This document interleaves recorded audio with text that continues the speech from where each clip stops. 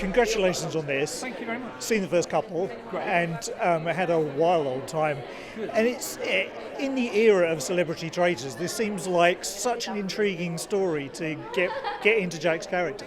Yeah, we seem to be living in an era where audiences like people who aren't really, who are liars, frankly, who present as one thing but are in fact something else. Whether it's Traitors or some podcasts like that, or Ripley was a show recently. It was always classic books, but just recently on Netflix. And we seem to live in a bit of an era where, liars and deceptive people are front and centre. And hopefully Jack playing Adam is another one.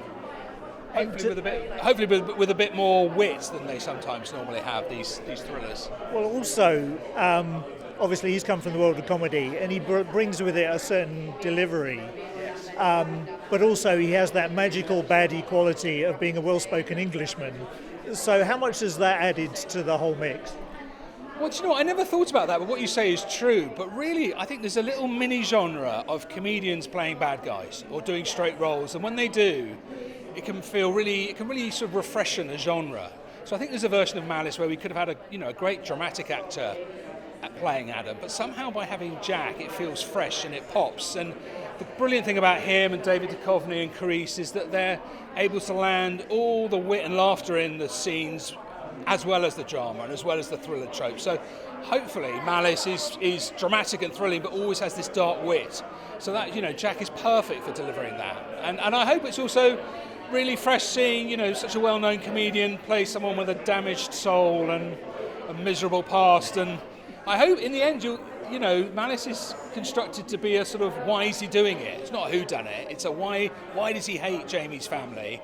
And I hope he comes across as a sort of a victim as much as a perpetrator in the end.